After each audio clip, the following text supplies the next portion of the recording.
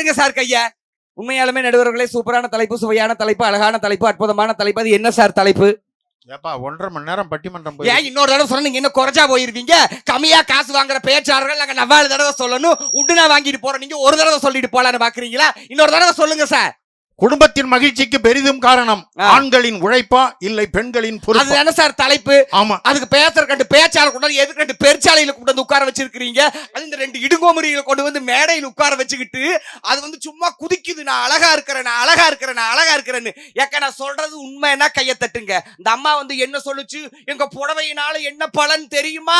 எங்க புடவைய 2ஆ கிழிச்சா தாவணியாக்குவோம், 4ஆ கிழிச்சா பாவாடையாக்குவோம், 8ஆ கிழிச்சா பிளவுஸ் தைப்போம்னு சொன்னீங்க. நான் தெரியாம கேக்குறேன், நீ புடவையவே இந்த கிளி இழிக்கிறையோ, புருஷனை என்ன கிளி இழிப்ப? உன்னையும் கட்டி ஒருத்தன் பொழைக்கிறானோ குடும்பம் விளங்குமானுங்க. அந்த ஆளு ரசத்தை குடிச்சிட்டு மயங்கி மயங்கி கிடக்குறான். அதுல வேற ஆண்களாக உங்களுக்கு எல்லாம் என்ன பெருமை இருக்குது? கல்யாணம் ஆனதுக்கு அப்புறம் தான் உங்களுக்கு எல்லாம் கணவர் புருஷர் இத்தனை வர்றது கல்யாணத்துக்கு அப்புறம் தான். ஏன் கல்யாணத்துக்கு முன்னாடி வெள்ள கோயில் பஸ் ஸ்டாண்ட்ல பொறுக்கி தின்னுகிட்டு இருந்தானா, இல்ல காங்கை பஸ் ஸ்டாண்ட்ல பறக்க பாத்துக்கிட்டு இருந்தானா? நீங்க வச்சதா அப்படியே பெருமை. வரக்காப்பிக்கு வக்கு இருக்காது. எப்ப மூட்டுக்கு போனா பாத்ரூமுக்கு போனா கதவு கூட இருக்காது, சாக்கு தான் தொங்கு. மேய்க்கிறது எருமை. உங்களுக்கு என்ன பெருமைன்னு? கல்யாணத்துக்கு முன்னாடி எங்க பயல வண்டியில ஏறி உட்கார்ந்துக்கிட்டு எவ்வளவு ஜம்முன்னு பாட்டு பாட்டி போறோம். ராஜாவுக்கு ராஜான்னா அண்டா உங்குத்தமா எங்குத்தமா யார நானும் குத்தஞ்சொல்ல தலையே தொங்கி போய் போறான் எங்காலு. அவ்வளவு பிரச்சனை இருக்கு நடுவர்களை. எங்க இந்த பெண்களால மகிழ்ச்சி இருக்குன்னு கேக்குறேன். அது நாங்கெல்லாம் ஏன் மேட்சுக்கு மேட்சா போடுறோம்னு தெரியுமா? அந்த அம்மா கேக்குறாங்க, எங்களுக்கு கட்டுனதுதான் மேட்சிங்கா இல்ல, அட்லீஸ்ட் கட்டிக்கிறதாவது மேட்சிங்கா இருக்குன்னு சொல்றியே. ஆனா ஒரு ஆம்பளை என்னைக்குமே மேட்சுக்கு மேட்சா போட மாட்டான் சார். ஏன்னு தெரியுங்களா? என்ன காரணம்? எங்களுக்கு எல்லாம் கட்டுனதும் மேட்சா இல்ல, இந்த கருமை கட்டிக்கிறது மேட்ச் இல்லாம நாசமா போட்டோம்னு ஆம்பளை அப்படியே போறான். விட்டு கொடுக்கிற எவ்வளவு பிரச்சனை. எனத்த நல்லா விட்டு கொடுக்குறீங்க. இதெல்லாம் மாமியார் நாக்கருத்த கூட்டம். அந்த கூட்டம் எவ்வளவு பிரச்சனை இருக்கு நடுவர்களே. எங்கயாவது மகிழ்ச்சி இருக்கா, சந்தோஷம் இருக்கா? எங்கயாவது விட்டு கொடுத்து போறீங்களான்னு கேக்குறேன். வாழ்க்கையில எவ்வளவு பிரச்சனை இருந்தாலும் நடுவர்களே, ஆனா உண்மையாலுமே எங்க கோவை பள்ளிக்கூடத்துல வேலை பார்க்கும் போது பசங்களுக்கு விட்டு கொடுத்துட்டு போறீங்களே, மாமியார் கிட்ட விட்டு கொடுத்துட்டு போறீங்களா? எங்க விட்டு கொடுத்து போறாங்க? அவ்வளவு பிரச்சனை. அது இங்க எல்லாம் நிறைய ஆண்கள் இருக்கீங்க. நீங்க எல்லாம் ஏதாவது மாத்தணும்னு நினைச்சீங்கன்னா கல்யாணத்துக்கு முன்னாடியே மாத்திருங்க. ஏன் கல்யாணத்துக்கு அப்புறம் வெள்ள கோயில மாத்துறேன், கரூரை மாத்துறேன், காங்கயத்தை மாத்துறேன், குளித்தலைய மாத்துறேன், எதை மாத்துறதா இருந்தாலும் கல்யாணத்துக்கு முன்னாடியே மாத்திரணும். கல்யாணத்துக்கு அப்புறம் என்ன ஆகும்? ஒன்னும் மாத்த முடியாது. You know why? ஏன்? What is the reason? என்ன ரீசன்? ஏன்னா கல்யாணத்துக்கு முன்னாடி ஒரு ஆம்பளையால டிவி ரிமோட்டை கூட மாத்த முடியாது, புடிக்கி வச்சுட்டு கொடுக்க மாட்டாளுங்க. என் பொண்டாட்டி எல்லாம் பாத்ரூம் போகும்போது கூட டிவி ரிமோட்டை கொண்டையிலேயே சொருகிட்டு போயிடுறா. குடுறிட்ட கொடுத்தா நீ மாத்திருவேங்கிறாளே நடுவர்களே. நான் தெரியாம கேக்குறேன் சார். நான் சொல்றது உண்மை என்ன கையை தட்டுங்க. இன்னும் சொல்லவே இல்லை, அது கூட இதுக்கு தட்டுறீங்க. சாயந்தரம் 6 மணில இருந்து நைட்டு 11 மணி வரைக்கும் ஆணு வாயை திறந்து டிவி சீரியல் பாக்குறீங்களா இல்லையா? பாக்குறாங்களா இல்லையா சார்? வீட்டுல இருக்கக்கூடிய பெண்கள் ஆமா பாக்குறாங்களா இல்லையா? என்ன சாயந்தரம் 6 மணில இருந்து நைட்டு 11 மணி வரைக்கும் ஆணு வாயை திறந்து டிவி சீரியல் பாக்குறீங்களே, எந்த நாடகத்திலேயாவது எந்த படத்திலேயாவது எவளாவது ஒருத்தியாவது ஒருத்தனாவது ஒரு புருஷன் கூட பொழைக்கிற மாதிரி, ஒரு பொண்டாட்டி கூட பொழைக்கிற மாதிரி எந்த நாடகத்திலேயாவது காட்டுறாங்களா? எந்த நாடகத்தை பாரு, அடுத்த புருஷனை கூட்டிட்டு ஓடுறது எப்படி, அடுத்தவன் பொண்டாட்டி கூட்டிட்டு ஓடுறது எப்படி, மாமனாரை விசமிச்சு கொள்றது எப்படி, மாமியால் ஊட்டுட்டு முடுக்கிறது எப்படி, கருவை கலைக்கிறது எப்படி, குட்டிய கெடுக்கிறது எப்படி, குடும்பம் விளங்குமான்னு கேக்குற. இப்ப தட்டுங்க கைய. எந்த நாடகத்தை பாரு அடுத்த புருஷனை கூட்டிட்டு ஓடுறதையும் ஒரு நாடகமா எடுக்கிறாளுங்க நடுவர்களே. உங்க பொண்டாட்டி கொண்டையில சொருகிட்டு போவோம்ல, ஆமா, அதே மாதிரியே என் பொண்டாட்டி கொண்டையில சொருகிட்டு போய் தோசை ஊத்திட்டு இருந்தா. சரி மாத்திடுவோம். அந்த நேரத்துல அவளுக்கு தெரியாமன்னு கிட்ட போய் எடுக்கிறது, கைய வைக்கிற, திரும்பி பார்த்துட்டு எடுத்து தோசை கொண்டா உள்ள போட்டாயா. அவ்வளவு பிரச்சனை இருக்கு நடுவர்களே. அது இந்த கருவை கலைக்கிறதுன்னு சொல்லும் பொழுது எனக்கு ஒண்ணு ஞாபகம் வருதுங்க. பொதுவா பேரு காலம் எத்தனை மாசங்க? 10 மாசம். எத்தனை மாசம்க்கா? 10 மாசம். எத்தனை மாசம் sir? Hello Ramesh, excuse me. இல்ல ஏதாவது சொன்னா இவன் எத்தனை மாசம் பொதுவா பேரு காலம்? 10 மாசம். ஆமா, அதுதானே உலக எல்லாருக்கும் தெரியும். ஏன் சொல்லல தெரியுமா? ஏன் சொன்னா அந்த மொட்டை ஏதாவது கழுவி ஊத்திடுவான். பொதுவா பேரு காலம் எத்தனை மாசம்க்கா? 10 மாசம். அதுதானே உலக நியதி, அதுதானே உலக வரலாறு. இந்த சன் டிவில நைட்டு 8 மணிக்கு கயல்னு ஒரு நாடகம் போட்டுக்கிட்டு இருந்தாங்க. இன்னைக்கு 7 to 8க்கு மாத்தி விட்டுட்டாங்க. அந்த நாடகம் எல்லாம் பாக்குறீங்களாக்கா? அந்த நாடகம் போட்டு 3.25 வருஷம் ஆச்சு. அந்த நாடகம் போட்ட புதுசுல கயலோட தங்கச்சி மாசமா இருந்தா. அவ மாசமா இருக்கிறா இருக்கிறா இருக்கிறா இருக்கிறா 3.25 வருஷமா மாசமா இருக்கிறா. போன மாசம் தான் பையன் பிறந்திருக்குது. நடுவர்களே, இது கூட பரவாயில்ல. ஒரு அநியாய அக்குறுமை என்னுடைய தாய் குளங்களை பார்த்து ஒரு கேள்வி கேட்கிறேன். ஒரு பொம்பளைக்கு நம்ம மாசமா இருக்கிறோமா இல்லையான்னு தெரியுமா தெரியாதாக்கா? தெரியுமே. அவங்க தானே தெரிஞ்சிட்டு தான் அடுத்தவங்கிட்ட சொல்றாங்க. தெரியுமா தெரியாத? 10 நாள் தள்ளி போன இவளுக்கே தெரியுமில மாசமா இருக்கிறாளா இல்லையான்னு. இந்த நைட்டு 9 மணிக்கு சிங்கப்பெண்ணே சிங்கப்பெண்ணேன்னு ஒருத்தி வாரா. அது பாக்குறீங்களா? அந்த நாடகம் போட்டு 2.25 வருஷம் ஆச்சு. அந்த நாடகம் போட்ட புதுசுல அந்த கதாநாயகி ஆனந்தி மாசமா இருந்தா. அவ மாசமா இருக்கிறா இருக்கிறா இருக்கிறா 2.25 வருஷமா மாசமா இருக்கிறா. அவ மாசமா இருக்கிறதா அவளுக்கே தெரியாது. நடுவர் அவர்களே, ஒரு வளகாப்பு பண்ணாட்டி பரவாயில்ல, அந்த வயித்தையாவது ஒரு துணி பெருசா காட்டுறது இல்ல. 3.25 வருஷமா இவ 3 மாசமா இருக்கிற எங்கூட்டு மூதேரி இதை பார்த்துக்கிட்டு உட்கார்ந்துகிட்டு இருக்குது. நடுவர் அவர்களே, என்னங்க இன்னைக்கு பெண்களுக்கு பொறுப்பு இருக்குன்னு கேட்கிறேன். ஒழுக்கமா புருஷனுக்கு பருப்பு கடைஞ்சு ஊத்தி இருப்பீங்களான்னு கேட்கிறேன். பருப்பு கடை தெரியாது தமிழரசன். பொறுப்பை பத்தி தமிழரசன், நீங்க ஒண்ணு தெரிஞ்சுக்கணும். நீங்க சொன்ன இத்தனை நாடகத்தையும் எடுக்கிறது பொம்பளை இல்ல ஆம்பளை. பாக்குறது பூரா பொம்பளை. நடுவர் அவர்களே, எவ்வளவு பிரச்சனை இருக்கு நடுவர் அவர்களே. எங்கேயாவது ஆனாலும் நடுவர்களே, என்னுடைய வாழ்க்கையில எவ்வளவு பிரச்சனை வந்தாலுங்க, எவ்வளவு பிரச்சனை வந்தாலும் என்னுடைய வாழ்க்கையில நான் ஒருத்தருக்கு நன்றி கடன் பட்டிருக்கேன்னா அது கோவை சத்யாக்காவுக்கு தாங்க நன்றி கடன் பட்டிருக்கேன். எந்திரிச்சு வணக்கம் சொல்லுங்க அக்கா. எல்லாம் ஜோர உதவ கை தட்டுங்களேன். என்னுடைய வாழ்க்கையில ஒளி விளக்கேத்தி வச்ச பெருமை எங்க கோவை சத்யாக்காவை சேருங்க. இன்னைக்கும் நடுவர்களே, நீங்க கோயம்புத்தூர் பஸ் ஸ்டாண்ட்ல போய் நின்னுட்டு விஜய் டிவி கலக்க போவது யாரு புகழ் கோவை சத்யா வீடு எங்கன்னு கேளுங்க. கேட்டா ஒருத்தருக்கும் தெரியாது. ஐயா இல்லக்கா, இல்ல அடுத்ததுதான் சொல்றேன். இந்தப்பா, இந்த மாதிரி எல்லாம் ஒருத்தவங்களை குறை சொல்லக்கூடாது. நடுவர்கள் இப்ப பாருங்க, நான் பெருமையா சொல்றேன். இதுவே நீங்க சூலூர் பஸ் ஸ்டாண்ட்ல போய் நின்னுட்டு சன் டிவி காமெடி ஜங்ஷன் புகழ் சத்யா வீடு எங்கன்னு கேளுங்க. கேட்டா ஒருத்தருக்கும் தெரியாது. இப்பதாக்கா மெயின் பிச்சு. உண்மையை சொல்றேன். இப்ப உண்மையை சொல்றேன் பாருங்கக்கா. இப்ப உண்மையை சொல்றேன் பாருங்க. நடுவர் அவர்களே, கை கொடு. சத்தியமா சத்தியமா உண்மையை சொல்றேங்க. இதுவே நீங்க காந்திபுரம் பஸ் ஸ்டாண்ட்ல போய் நின்னுட்டு பொண்ணு புரோக்கர் சத்யா வீடு எங்கன்னு கேளுங்க, வீட்டு வாசலுக்கே கொண்டு போய் விட்டுருவாங்க. சத்யா சத்யா எழுந்திரு. சத்யா, எனக்கு பொண்ணு பார்த்து கல்யாணம் பண்ணி வச்ச புரோக்கர் அந்த அம்மா. இந்த மாதிரி எல்லாம் ஒரு பொண்ணை குறை சொல்லக்கூடாது. நீ வாமா, இப்படி வாமா. பெருமையை நான் சொல்றேன், நீங்க சொல்லுங்க. அதுக்கு மத்ததெல்லாம் சொன்னில்ல, இது முக்கியமானதை சொல்ல மறந்துட்டேன். சொல்லுங்க. உங்களுக்கு உண்மையிலே சொல்றேமா, அவங்க ஊர்ல 300 குடும்பம். 300 குடும்பம். இந்த 300 குடும்பத்திலயும் இன்னைக்கு அடுப்பு எரியுதுன்னா இவங்க அப்பாதாம்மா காரணம். எல்லாரும் கை தட்டுங்க. 300 குடும்பம் அடுப்பு எரியுதுன்னா அவங்க அப்பாதான் காரணம். ஏன் தெரியுமா? அவருதான் வீட்டுக்கு வீடு சிலிண்டர் போடுறாரு. அதுக்கு நான் எவ்வளவோ பரவாயில்ல புரோக்கருங்கிறதோ. எனக்கு பொண்ணு பார்த்து கல்யாணம் பண்ணி வச்ச புரோக்கருங்க அந்த தரகர் நடுவர் அவர்களே. எவ்வளவு பிரச்சனை இருக்கு நடுவர்கள். அந்த அக்கா கிட்ட கேட்டதெல்லாம் நான் ஒரே ஒரு கண்டிஷன் தான் கேட்டேன். என்ன? எனக்கு முடி நீளமா இருக்கிற பொண்ணா பாருக்கான்னு சொன்னேன். அதெல்லாம் வாய் நீளமா இருக்கிற பொண்ணா பார்த்து எனக்கு கட்டி வச்சிருச்சு.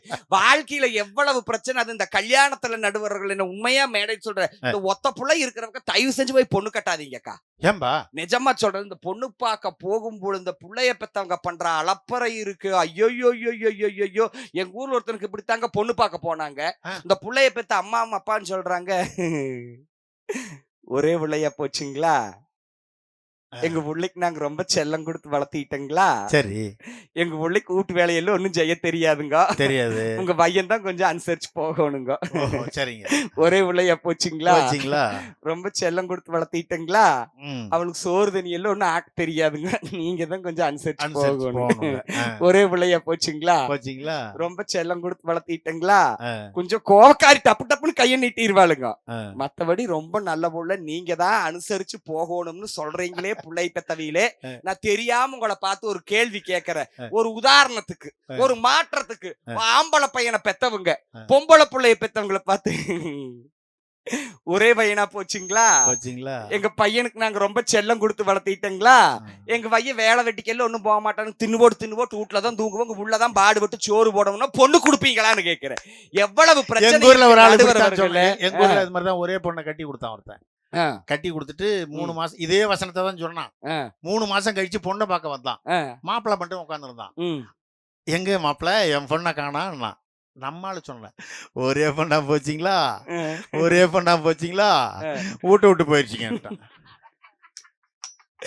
அவ்வளவு பிரச்சனை இருக்கு அன்னைக்கே. ஆனா வீட்டை விட்டு போயிடுறாங்க நடுவர்களே. இன்னைக்கெல்லாம் வீட்டை விட்டு துரத்தி விட்டுறாங்க சார். இந்த காலத்துல துரத்தி விட்டுறது இதுகளே ஓடி இருக்கு. அப்பன் வீட்டுக்கு முட்டிட்டு புருஷன் ஒன்றும் சொல்லக்கூடாது, சொன்னா உடனே அப்பன் வீட்டுக்கு முட்டிட்டு போயிடுறான். ஆனா உண்மையாலுமே நடுவர்களே, என்னதான் என் பொண்டாட்டி என்ன தூக்கி போட்டு அடி அடின்னு அடிச்சாலும் மிதின்னு மிதிச்சாலும் உங்க மேல சத்தியமான அவளை டைவர்ஸ் பண்ண மாட்டேங்க. இதுக்காக நீங்க கைய தட்டணும்க்கா. தமிழ் கலாச்சாரத்தையும் பண்பாட்டையும் இந்த கொங்கு சமுதாயத்தினுடைய கலாச்சாரத்தை உலகமெங்கும் கொண்டுட்டு போய் சேர்த்தறனா இல்லையா? உண்மையாலுமேங்க என்னதான் என் பொண்டாட்டி என்ன சத்தியம் பண்றதா இருந்தா வேற அவன் தலையில பக்கத்துல தானே உட்காந்துருக்கான். ஆமா, அது என் தலையில டைவர்ஸ் பண்ற சத்தியமா? அது நீங்க தானங்க நடுவர்.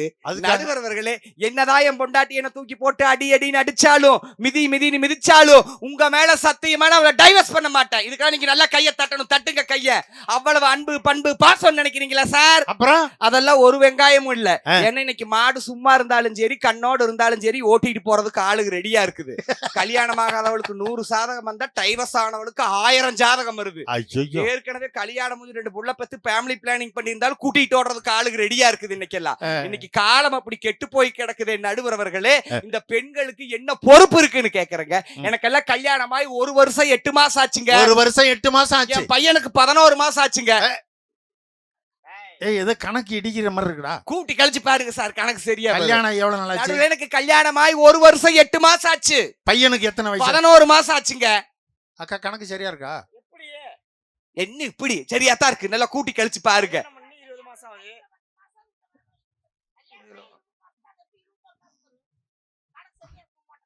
ஒரே கன்ஃபியூஷன். நீ நடுவர்களே, கல்யாணமாய் ஆம்பளை பையன் 9 மாசத்துலயே வேறந்து நீ இல்ல 4 புள்ள பெத்திருக்கிற. அடே அப்பா. நடுவர்களே, 4 புள்ளையா பெத்திருக்க? பொம்பளை புள்ள தாங்க 10வது மாசம் பிறக்க. ஆம்பளை பையன் 9வது மாசம் முடிஞ்ச உடனே பிறந்துருங்க. எத்தனை புள்ள பெத்திருக்க? நடுவர்களே, எத்தனை புள்ள பெத்திருக்க? 2 தான். நடுவர்களே, கல்யாணமாய் 1 வருஷம் 8 மாசம் ஆச்சு. சரி. என் பையனுக்கு 11 மாசம் ஆச்சு. எனக்கு கன்ஃபியூஷனா இருக்கு. நீ விஷயத்துக்கு இப்படித்தான் எத்தனை குழந்தைன்னு கேட்கும் பொழுதுதான் போன வாரம் நடுவர்களே ஒருத்தன் சோகமா உட்கார்ந்துகிட்டு இருந்தான். சரி. ஒருத்தன் போய் கேட்டா, ஏன்டா இவ்வளவு சோகமா உட்கார்ந்துகிட்டு இருக்கேன்னு சொல்லி கேட்டா. சரி. அது ஒண்ணு இல்லடா மச்சான், நான் அப்பாக போறேன்டா அப்படின்னு அவன் சொன்னான். அட கூறு கட்டவனே, உனக்கு கொஞ்சமாவது அறிவு இருக்குதா? அப்பாக போறது எவ்வளவு பெரிய சந்தோஷமான விஷயம் சார். எத்தனையோ பேர் குழந்தைங்க இல்லாம கோயிலா சுத்துறாங்க, ஆஸ்பத்திரியா சுத்துறாங்க. உன் பொண்டாட்டி மாசமா இருக்கிறா, நீ அப்பாக போற ஏன்டா இவ்வளவு சோகமா இருக்கேன்னு கேட்டேன். அதுக்கு என்ன பார்த்து சொன்னா, நான் அப்பாக போறேன்டா, ஆனா அது என் பொண்டாட்டிக்கு தெரியாதுடா. நான் பாருங்க, இவன் வேற எங்கேயோ அப்பா இருக்கிறான். சில பேர் பழக்க தோஷத்துல அந்த மாதிரி வந்துரும். தமிழரசு ஒரு போலீஸ் ஸ்டேஷன்ல இன்ஸ்பெக்டர் உட்கார்ந்து இருந்தாரு. அப்ப நமக்கு யாராவது கோச்சிக்காதீங்க, எங்க ஊர்ல நடந்தது.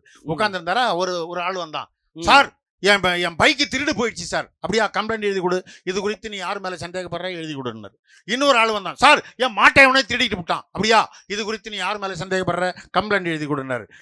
ஏட்டையா வந்தாரு. சார், நான் எனக்கு ஆம்பளை குழந்தை பிறந்திருக்கு. அப்படியா, இது குறித்து நீ யார் மேல சந்தேகப்படுற கம்ப்ளைண்ட் எழுதி கொடுன்னாரு.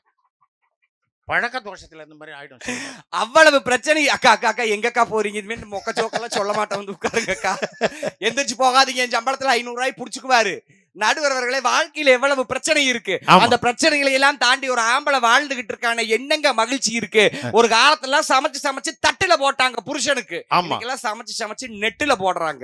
போன வாரமெல்லாம் என் பொண்டாட்டி ரசம் வச்சு Facebookல போட்டிருந்தாங்க. 5000 பேர் லைக் போட்டிருந்தாங்க.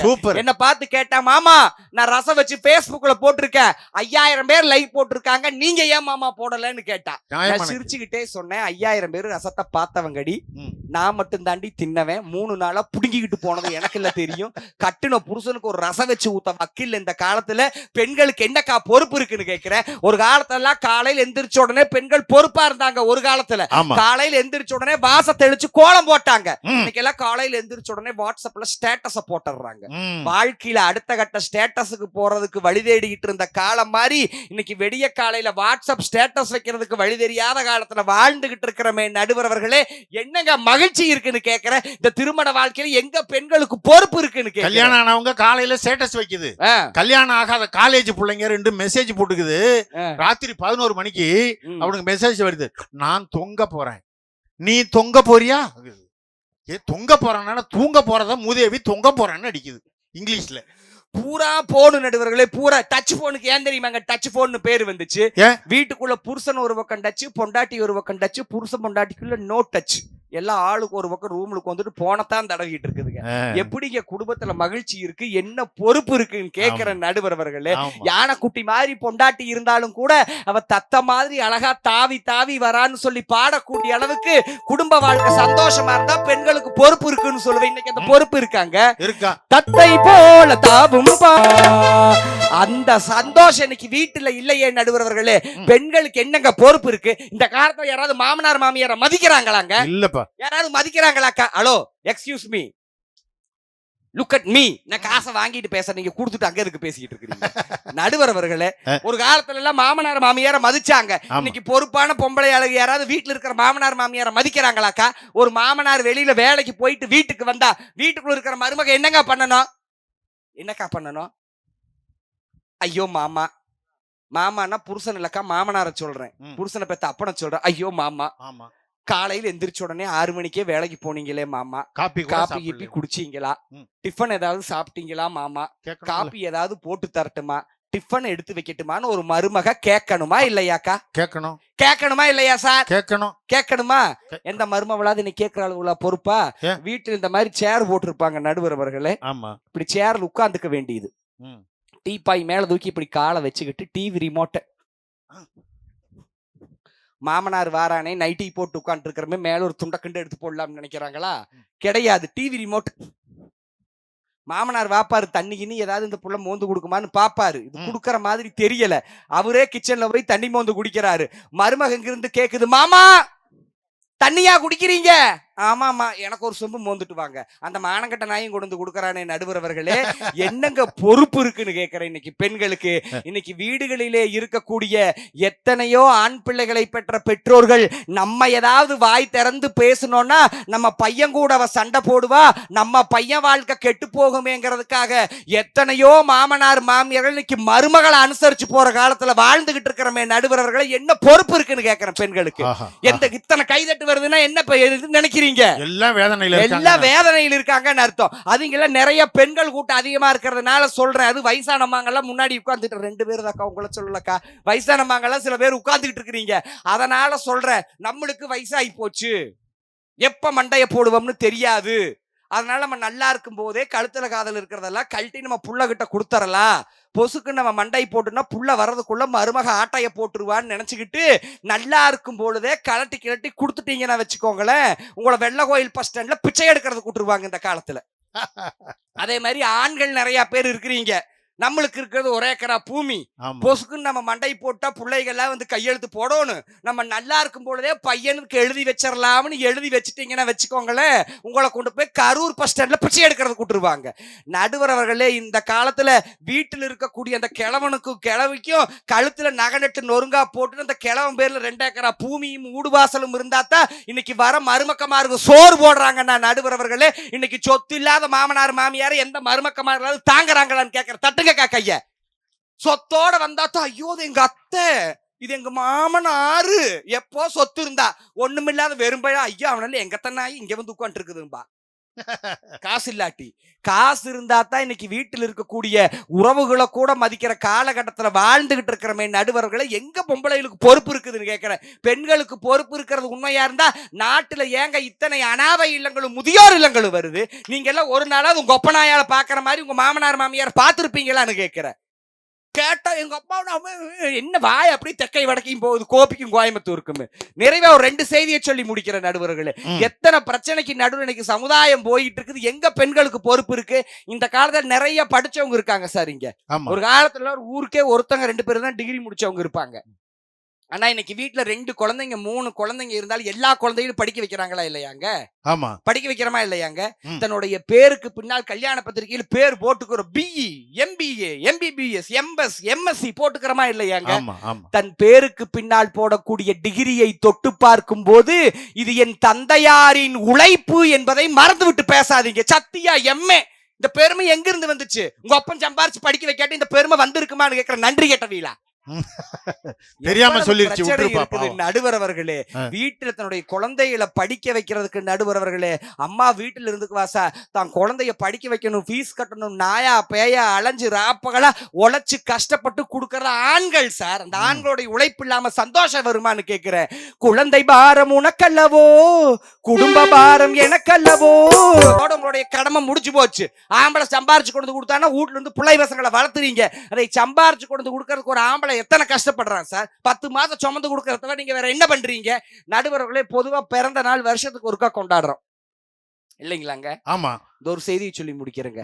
பொதுவா பிறந்த நாள் வருஷத்துக்கு ஒருக்கா கொண்டாடுறோம். ஆனா என்னைக்காவது நம்ம யோசிச்சிருக்கிறோமாங்க, 10 மாதம் சினை கூடி பிறக்கக்கூடிய ஒரு குழந்தைக்கு ஏன் 12வது மாசம் பர்த்டே கொண்டாடுறோம்னு என்னைக்காவது நம்ம யோசிச்சிருக்கிறோமாங்க? குழந்தை 10 மாசம் தானே சார் வயிற்றுல இருந்து வருது. அப்ப 10 மாசத்துல தானே பர்த்டே கொண்டாடணும். எதுக்காக 12வது மாசத்துல பர்த்டே கொண்டாடுறோங்க? அதற்கு கூட தமிழன் ஒரு நுட்பமான விளக்கத்தை கொடுத்தான் சார், அறிவியல் பூர்வமா. ஒரு ஆணின் உடம்பில் உற்பத்தியாக கூடிய 2 மாதம் முதிர்ச்சியுற்ற உயிரணுதான் ஒரு பெண்ணின் கர்ப்பத்தில் குழந்தையாக ஜனனிக்கிறதுன்னு சொன்னா, அந்த குழந்தைய முதல் உயிரணுவாக 2 மாதம் சுமப்பவனே ஆம்பளை தான். குழந்தையினுடைய மூலாதாரத்தை கொடுக்கின்ற காரணத்தினால் தான் அந்த குழந்தைகளுக்கு முதல் எடுத்தா இன்சியலா அப்ப வேற போடுறாங்க. என்ன பெருமை இருக்குது உங்களுக்கு, என்ன பொறுப்பு இருக்குதுன்னு கேட்கிற நடுவர்களே. இந்த அக்கா பொங்கலை பத்தி பேசினாங்க. பொங்கல்னா நடுவர்களே, இப்ப மாரியம்மன் கோயில், மாகாளியம்மன் கோயில பொங்க சாட்டுவாங்களாக்கா உங்க ஊர் பக்கம்? ஆமா ஆமா. அம்மன் கோயில் பொங்க சாட்டுவாங்கல்ல. அம்மன் கோயில் பொங்க சாட்டினா போய் பொங்க வைப்பீங்களா இல்லையா? வைப்பாங்கல்ல நடுவர்களே. எங்க ஊர் பக்கம் நாங்க தான் ஊர் பெருந்தனக்காரர் இருக்கா. எங்க ஊர் பக்கம் எல்லாம் ஊர் பெருந்தனக்காரர் தான் முதல் போய் பொங்க வைப்பாங்க. ஊர் பெருந்தனக்காரர் பரி கூடை கொண்டு வச்சு போட்டு பொங்க வச்சதுக்கு அப்புறமா தான் மத்தவை எல்லாம் பொங்க வைப்பாங்க. போன வருஷத்து வரைக்கும் ஒரு 4 வருஷத்துக்கு முன்னாடி எங்க அம்மா தான் பரி கூடை எடுக்கு முதல் பொங்க வைக்க எங்க ஊர்லயே. இந்த வருஷம் தான் எனக்கு கல்யாணம் ஆயிடுச்சா இல்லையா? இப்ப என் பொண்டாட்டி தானே பொங்க வைக்கணும். நான்லாம் நடுவர்களே, எங்க ஊர் பக்கம் வெடிய காலையில பொழுது கிளம்பி வரும்போதே முதல் பொங்க வச்சிருவாங்க. நான் நைட்டே இந்த வெங்கலப்பானை விளக்கி வச்சுட்டு தான் படுத்தேன். ஏன்னா அந்த எருமை காலையில எந்திரிக்காதுன்னு எனக்கு தெரியும். நான் 4 மணிக்கு அந்த பானை விளக்கி வச்சுட்டு, அடியே நம்ம தாண்டி ஊர் பெரியதனோ, காலையில பொழுது விடிஞ்ச உடனே நம்ம தாண்டி முதல் பொங்க வைக்கணும்னு சொன்னேன். இதெல்லாம் தப்பு இருக்குதாக்கா? இல்லையே. சரி மாமா வச்சிடற மாமான்ட்டா. கொஞ்சம் அசந்து தூங்கிட்ட நடுவுல எந்திரிச்சு பாக்குற மணி 8. அடியே 5 மணிக்கே முதல் பொங்க வைக்கணுமே, வச்சையான்னு கேட்டேன். வச்சுட்டு வந்துட்ட மாமா. நான் ஏண்டி பானை வச்சது வச்ச இடத்துலயே இருக்குது, எப்படி பொங்க வச்சேன்னு கேட்டேன். அதெல்லாம் காலையில 5 மணிக்கே குக்கர் எடுத்துட்டு போய் 4 விசிலுட்டு எடுத்துட்டு வந்துட்டேன் மாமான்னு வாருங்க நடுவர்களே. எனக்கு இடியே இறங்குற மாதிரி ஆகி போச்சு. அடியே குக்கர்ல பொங்க வச்சோம்னு சொல்றையே, குடும்பம் விளங்குமா? பொங்க வடக்க பொங்குச்சுன்னா வரவு, தெக்க பொங்குச்சுன்னா செலவு, இப்படி ஒவ்வொரு பக்கம் பொங்குச்சுன்னா ஒவ்வொரு சாங்கியும் இருக்குது. இல்ல எப்படி சாங்கியும் பாக்குறதுன்னு கேட்டேன். நியாயமா தனக்கா கேட்டேன். அதுக்கு ஒரு பதில் சொன்னா பாருங்க, உனக்கு என்ன சாங்கியும் பாக்கணும், அவ்வளவுதானே. விசில் வடக்கு தூக்குச்சுன்னா வரவுல வை, விசில் தெக்க தூக்குச்சுன்னா செலவுல வைக்கினா. ஏண்டி விசில் புடிக்கிச்சுன்னா என்னடி பண்றதுன்னு கேட்ட, பொங்க கொதிச்சு போச்சுன்னு வையின்னு சொல்லிட்டா நடுவர்களே. என்னங்க பெண்களுக்கு பொறுப்பு இருக்கு? வீட்டிலே இருக்கக்கூடிய அந்த மண்பானைக்கும் பொன்பானைக்கும் இருக்கக்கூடிய மதிப்பு கூட கட்டுன புருஷனுக்கு இருக்கிறது இல்லைங்க. அந்த பித்தளை பானை விலைக்கு விசில் வடக்கியும் பொங்கல தெக்கியும் பொங்கல தமிழ்நாட்டுல நல்லா பொங்கிருக்கு. ஆமா நடுவர்கள், அது இன்னும் நல்லா பொங்கும் நடுவர்கள். நடுவர்களே, நான் தெரியாம கேக்குறேங்க. அந்த வெங்கல பானையிலயோ பித்தளை பானையிலயோ பொங்க வைக்கிறேங்க. பொங்கல் முடிஞ்ச உடனே கழுவி எடுத்து பரன் மேல வைக்கிறோமா இல்லையா? காரணம் என்ன? வெளியில வச்சு ஏதாவது களவாணி பசங்க தூக்கிட்டு போயிருவாங்க, காணாம போயிரு, அடுத்த வருஷம் தேட முடியாதுன்னு எடுத்து பத்திரமா வைக்கிறோம். வீட்டிலே இருக்கக்கூடிய மண்பானைக்கும் பொன்பானைக்கும் இருக்கக்கூடிய மதிப்பு கூட இந்த மானுட இனத்திலே கட்டுன புருஷனுக்கு இல்லையேங்க. மண்களம் கவிழ்ந்த போது வைத்து வைத்தடுக்குவார், பெண்களம் கவிழ் ஓடி ஓடி உட்கலந்த ஜோதியே. அந்த பக்தி பண்பாடு கூட இன்னைக்கு காலத்துல பெண்கள் கிட்ட இல்லாத காரணத்தினால் நடுவர்களே, நீங்க ஆரம்பத்துல தொடங்கும் போது வள்ளலாரை பத்தி சொன்னீங்க. இந்த வள்ளலார் தான் ஒருத்தர் சொன்னாருங்க, நல்லவனோ கெட்டவனோ எப்பேற்பட்டவனா இருந்தாலும் கோயிலுக்கு போனா இறைவன் எல்லோருக்கும் ஒரே மாதிரியான அருளைத்தான் சார் கொடுக்கறாங்க. கல்லார்க்கும் கச்சவர்க்கும் களிப்பருளும் களிப்பே, காணார்க்கும் கண்டவர்க்கும் கண்ணளிக்கும் கண்ணே, வல்லார்க்கும் மாட்டார்க்கும் வரமளிக்கும் வரமே, நரர்களுக்கும் சுரர்களுக்கும் நலங்கொடுக்கும் நலமே, எல்லோருக்கும் பொதுவில் நடமிடுகின்ற சிவமே, என் அரசே யான் புகழும் இசையும் அணிந்தரிலேன்னு வள்ளலார் கேட்டாருங்க. இறைவன் எல்லோருக்கும் ஒரே மாதிரியான பக்திய ஒரே மாதிரியான அருளை தான் சார் கொடுக்குறாங்க. அந்த கோயிலுக்கு போற இடத்துல கூட நீங்க வாயை வச்சுட்டு சும்மா வரீங்களா? கோயிலுக்கு போனா புரணி பேசுறது, ஒரு காலத்துல குத்து விளக்கு பூஜை நடக்குங்க. ஓம் ஒளிவளர் விளக்கே போற்றி, ஓம் ஓங்கார விளக்கே போற்றி. ஆனா இன்னைக்கு என்ன நடக்குது? ஓம் ஒளிவளர் விளக்கே போற்றி, பால்காரம் முருகன் பொண்டாட்டி 3 பவுனுக்கு நெக்லஸ் பண்ணி இருக்கிறா போற்றி, ஓம் ஓங்கார விளக்கே போற்றி, இவ உள்ளதாண்டி போன வாரம் ஓடி போனா போற்றி, ஓம் ஒளிவளர் விளக்கே போற்றி, இந்த சத்தியால தாண்டி புருஷ சைட் அடிச்சுக்கிட்டு இருக்கிறா பார்த்து வச்சுக்கடி போற்றி. ஊருக்கு போற நீங்க பூரா அங்க போய் பேசுறாங்களே. எங்க ஊர்ல திருவிளக்கு பூஜை நடந்துகிட்டு இருந்ததுப்பா. பக்கத்துல ஒரு அக்கா, இந்த பக்கம் ஒரு அக்கா, கிட்டத்தட்ட ஒரு 100-150 விளக்கு வரிசையா அவர் சொல்ல எல்லாரும் பூவள்ளி போடுதுங்க, இதை போடுதுங்க, குங்குமத்தை போடுதுங்க, விபூதியை போடுதுங்க. அப்ப அக்கா தெரியாம கால் பட்டுருச்சுக்கா இருக்கா, இந்த பக்கம் அப்படி அக்கா தெரியாம கை பட்டுருச்சுக்கா, அப்படி பண்ணிட்டே இருந்து திடீர்னு கரண்ட் ஆஃப் ஆயிடுச்சு. திடீர்னு கரண்ட் ஆஃப் ஆகி திரும்ப வருது, 4 விளக்க காணோம். பூரா அப்பேற்பட்ட திருட்டு கோஷ்டி. இப்படி சொல்லி நிறைவு செய்கிறேன் நடுவர்களே. லலிதா சகஸ்கரநாமத்தை தமிழ்ல மொழிபெயர்த்தா அதுல ஒரு வரி வருங்க. இடையில ஒரு வரி எனக்கு ரொம்ப பிடிச்சமான வரிங்க. உங்களுக்கு வாழ்க்கையில ஏதாவது தெரிஞ்சுக்கணும், ஏதாவது கஷ்டம், லலிதா சகஸ்கரநாமத்தை மொழிபெயர்த்தீங்கன்னா தமிழ்ல இடையில ஒரு வரி வரும் சார். பெண்களுக்காகவே சொன்னது. தன்வயப்பட்ட கணவனை கொண்டவளே போற்றின்னு ஒரு வரி வருங்க. அந்த ஆத்தாளுக்கு அந்த உலகத்தையே கட்டி ஆளக்கூடியவில்லை அந்த அங்காள பரமேஸ்வரி. அவளுக்கு திருவிளக்கு நாமம் சொல்லும் பொழுது கூட என்ன சொல்லி கும்பிட்டாங்க? தன்வயப்பட்ட கணவனை கொண்டவளே போற்றின்னு ஒரு வரி வரும். அதுக்கு விளக்கம் என்னன்னு தெரியுங்களா? அந்த ஆத்தாளாவே இருந்தாலும் புருஷனை கைக்குள்ள வச்சுக்கணுமா. புருஷனை கைக்குள்ள வச்சுட்டா தான் அந்த சாமிக்கே மதிப்பு. ஆனா இன்னைக்கு அவாவா புருஷனை கைக்குள்ள வச்சுக்கிறாங்களே இல்லையா, அடுத்தவா புருஷனை நல்லா கைக்குள்ள வச்சுக்கிறாங்க. போட்டு விடுறது, சிண்டு முடிகிறது, அவன் என்னத்த பேசுனா, இவன் என்னத்த பேசுனா, அவன் அப்படி பேசுனா, இவன் இப்படி பேசுனா. எந்த கலாச்சாரத்திலே நாம் வாழ்ந்து கொண்டு இருக்கிறோம் நடுவர்களே? புறம் பேசிட்டு ஊட்டுச்சோத்த தின்னு போட்டு ஊர்வம் இழுப்பது பெண்களுடைய குணம். வீட்டுக்கு உழைச்சு கொடுத்துட்டு நாட்டுக்கு உழைச்சு கொடுத்து ஓடா தேகின்ற எங்களுடைய ஆண்களின் உழைப்பு தான் குடும்ப மகிழ்ச்சிக்கும் முன்னேற்றத்திற்கும் காரணம் என்று சொல்லி நலவாய்ப்புக்கு நன்றி கூறி அமர்கிறேன். நன்றி, வணக்கம். அருமை பெரியவர்களே, அன்பு தம்பி தமிழரசன் அவர்கள் ரொம்ப சிறப்பா பேசியிருக்கிறார். இனி இதற்கு பதில் சொல்வதற்காக கடலூரில் இருந்து காணக்குயில் கவிதா அவர்கள் உங்கள் உற்சாகமான கைத்தட்டல் ஓசையோடு வராங்க.